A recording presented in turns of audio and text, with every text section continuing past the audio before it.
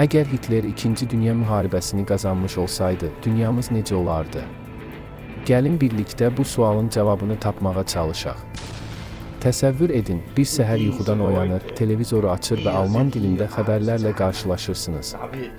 Divarda qırmızı fonda svastika, küçələrdə isə nasist salamı verən insanlar dolaşır. Siz artıq tanıdığınız dünyada deyilsiniz. Bu, Hitlerin müharibəni qazandığı və tarixi cərəyanın tamamilə dəyişdiyi alternativ bir reallıqdır. Bəs bu qorxulu ssenari gerçək olsaydı, həyatımız necə dəyişərdi?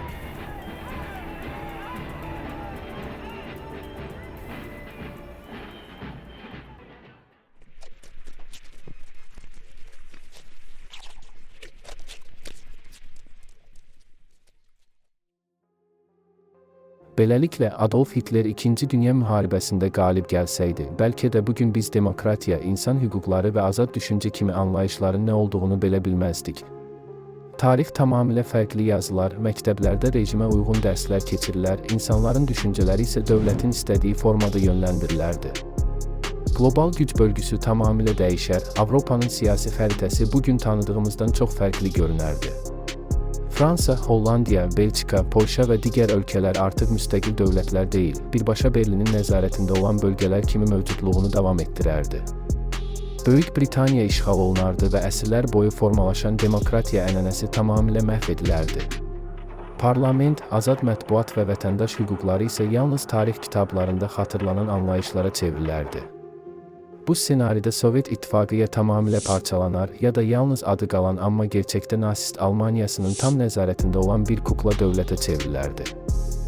Amerika Birləşmiş Ştatları isə bəlkə də müharibənin dəhşətli nəticələrindən sarsılaraq öz sərhədləri daxilinə çəkilər, beynəlxalq siyasətdən uzaq durmağa çalışar və izolyasionizmə, yəni dünyadan təcrid olunmuş siyasətə geri dönərdi. Nəticədə dünyada yalnız bir super güc qalardı. Bu güc isə Hitlerin yaratmaq istədiyi, sərhədləri ildən ilə genişlənən vahiməli bir faşist imperiyası olardı. Nasist ideologiyasının əsasını irqçilik, üstünlük iddiaları və təmiz cəmiyyət xəyalları təşkil edirdi. Belə bir dünyada fərqli irqə, etnik mənsubiyyətə və ya dini inanca sahib olanlar daimi təhlükə altında olardı. Yəhudilər, qaraçılar, əlillər, homoseksuallar, bu insanların taleyi acınacaqlı hal alardı. Onlar sistematik şəkildə təqib edilər, cəmiyyətin problemlərinə səbəb kimi göstərilər və bir-bir yox edilərdi. Bu sistemdə fərqli düşüncəyə, müxalif fikrə yer olmazdı. Azad mətbuat ya tamamilə susturular, ya da yalnız dövlətin təbliğatına xidmət edən bir alətə çevrilərdi. İnsanlar təkcə danışmaqdan deyil, düşünməkdən belə qorxar, susmaq isə yaşamağın yeganə yolu olardı. İnsan hüquqları anlayışı isə ümumiyyətlə mövcud olmazdı. Ədalət, bərabərlik, söz azadlığı kimi dəyərlər ya heç yaranmazdı, ya da sırf yuxu kimi görünərdi. Cəmiyyət qorxu ilə idarə olunardı və insanlar daim izlənildiklərini bilərək yaşamağa məcbur qalardılar. Belə bir reallıqda bəşəriyyət azadlığını deyil, sadəcə sağ qalmağı düşünərdi. Hitler Almaniyası texnologiyaya, xüsusilə də hərbi sahədəki yeniliklərə böyük diqqət və resurs ayırırdı. Onların məqsədi yalnız düşməni məğlub etmək yox, texnoloji üstünlüyü ələ keçirərək gələcək dünyanı idarə etmək idi. Əgər müharibə nasistlərin xeyrinə başa çatsaydı, çox güman ki, bugün kosmosun fəthi və raket texnologiyalarında zirvəni Almaniya tutardı. İlk peyk, ilk insanlı kosmik missiya və bəlkə də ilk ay enişi, bütün bunlar artıq Amerika deyil, Berlinin adı ilə tarixə keçərdi. Ancaq bu texnoloji inkişaf insanların rifahı və sülhü üçün deyil, əksinə nəzarət və qorxu mexanizmləri üçün istifadə olunacaqdı.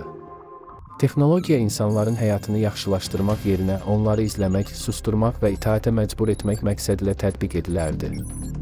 Təhlükəsizlik kameraları hər addımınızı izləyər, səslərin dinlənməsi sistemi insanların nə düşündüyünü anlamağa çalışar, süni intellektin erkən formaları isə hakimiyyətin əlində güclü bir izləmə alətinə çevrilərdi.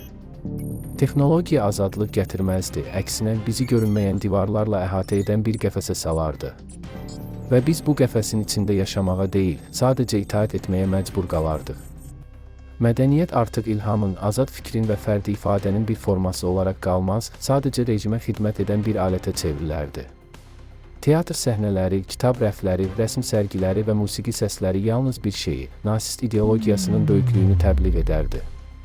Kitablar yenidən yazılar, tarix dərslikləri həqiqəti deyil, rejimin yaratdığı mifləri öyrədərdi. Gənc beyinlərə tənqidi düşüncə deyil, itaət və tabeçilik aşılanardı. Azad düşünən yazarlar, cəsarətli rəssamlar və fərqli notlar yazan musiqiçilər tamamilə susturular ya da rejimə boyun əydirilərdilər. Razı gəlməyənlər isə yox ol ideyasının qurbanına çevrilərək ya sürgün edilər, ya da izsiz-soraqsız şəkildə aradan qaldırılardılar. Dinlər də bu sistemə uyğunlaşdırılar, sərbəst ibadət və vicdan azadlığı aradan qalxardı, yalnız rejimin təsdiqlədiyi ideologiyaya uyğun gələn dini görüşlərə icazə verilərdi. Kilsələr və məscidlər təbliğat mərkəzlərinə çevrilər, ruhani liderlər isə dövlətin sözçüsü rolunu oynayardılar. Zaman keçdikcə insanlar azadlığı unudar, fərqlilik qorxulu bir anlayışa çevrilərdi. Seçim haqqı isə sadəcə keçmişin bir xatirəsinə dönər, bəşəriyyət tək bir qəlbə salınar və insan ruhu tədricən sönməyə başlayardı. Əgər Hitler müharibəni udmuş olsaydı, bugün dünya tamamilə fərqli olardı və bəlkə də bu videonu izləmək belə mümkün olmazdı.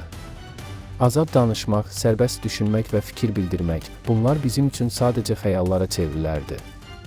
Tarix bizə bir şey öyrədir, azadlıq heç vaxt asan əldə edilmir və onu qorumaq daim mübarizə tələb edir. Bəzən qorxulu ehtimallar üzərində düşünmək lazımdır ki, bugün sahib olduqlarımızın qiymətini unutmayaq. Demokratiya, insan hüquqları və azad fikir, bunlar hər bir cəmiyyətin dayaqlarıdır. Onları itirsək, insanlıq adlanan böyük dəyəri də itirmiş olarıq. Bu dəyərləri qorumaq isə təkcə siyasətçilərin yox, hər birimizin məsuliyyətidir. Tarix əgər ilə başlayan suallara heç vaxt konkret cavab verməyib. Amma bu suallar bizi düşündürmək, ayıq saxlamaq və gələcəyimizi daha şuurlu şəkildə qurmaq üçün vacibdir. İndi isə sizə sualım belədir. Əgər müharibəni udmuş olsaydı, sizcə bugün həyatımızda ən çox nə dəyişərdi? Beləliklə, daha bir maraqlı videonun sonuna gəldik. Əgər bu video sizi düşündürdüsə, kanala abunə olun və paylaşın ki, daha çox insan bu mövzu ilə tanış ola bilsin. Fikirlərinizi şərhlərdə bölüşün, çünki bu cür mövzular haqqında danışmaq azadlığın özü qədər vacibdir. Növbəti videoda görüşənədək hələlik.